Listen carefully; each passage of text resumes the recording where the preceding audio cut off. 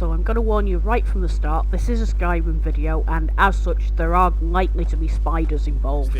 So if you're... that guy just said staying safe, I hope, which is actually very helpful because, you know, stay safe. If you're an arachnophobe, feel free to give this one a miss, I won't be offended. With that out the way, hi, it's Christmas Day, I'm slightly drunk, and this is a video that I've wanted to make for a while about my favourite gimmicky Skyrim build, which is Argonian conjuration mage, who doesn't really do very much, instead relying on things that she's summoned or resurrected to do all her work.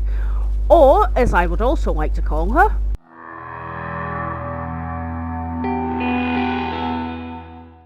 the lazy Argonian mage. Now technically you can do this build with just about any race for your character, but I wanted to make this one an Argonian, partly because of course, the lusty Argonian maid, so this is kind of a pun, and also because of the opportunities you have for an appropriate name that fits the character. Now I've tried to do this build a couple of times before, and the trouble I've had was giving them ridiculous names. Like, and I'm going to apologise in advance for the swearing here, but my last couple of attempts, one was gives no fucks, and the other was technically a pacifist.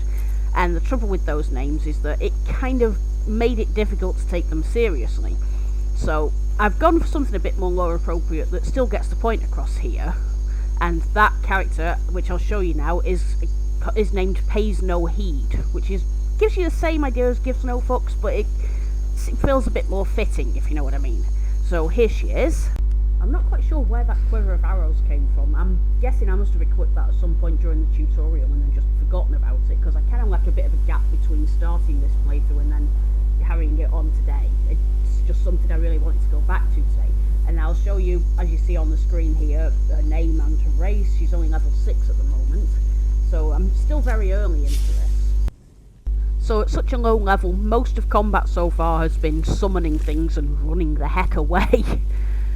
Hoping that'll improve as I get more experienced, more levelled. You saw my flame atronach just then. That's the ally that I've most been relying on.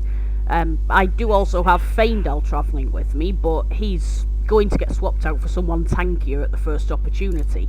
I did consider Lydia, but I for some reason didn't. I'm not quite sure why yet. And you see one of the uses for magic that I am allowed to use in this playthrough, which is non-combat, just burning away spider webs just to get hold of the treasure. So, just saying, I'm going to pick up someone tankier, probably Onmund, because he's both a mage and uses heavy armour. And also, I kind of have an attachment to him because one of my earlier characters actually married him. Until he disappeared because that version of the game was bugged. But yeah. I don't really... Oh, hello, Noisy Gate. Hi. There goes my flame atronach, who looks like she's dabbing the whole time. Anyway, yeah, I was talking about Onmund. So he was my first character's husband.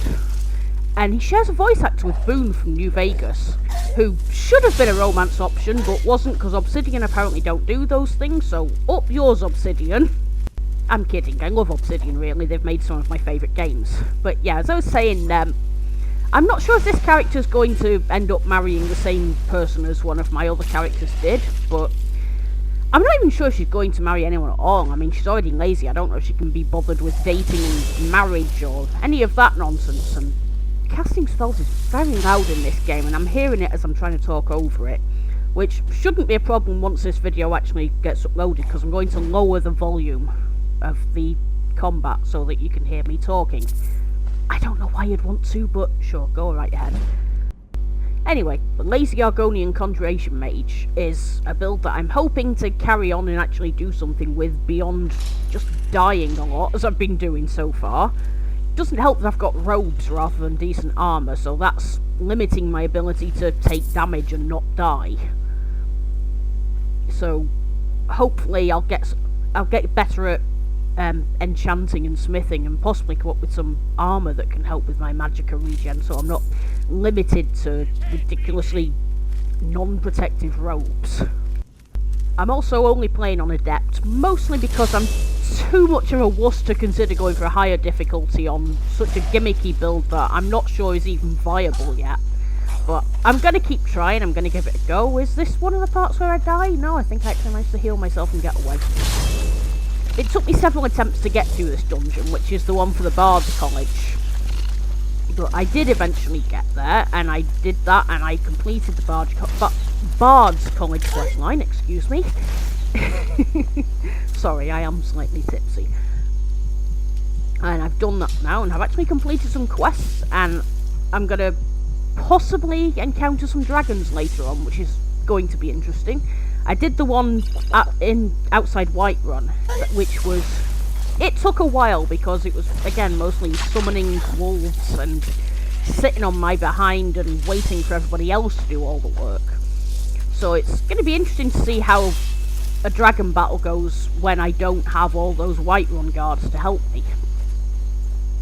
So that's about it for now, and hopefully as Paisnoheed gets stronger, this becomes a little bit easier. I might do another video later on once she's improved a bit, and I can show you a sort of comparison then and now.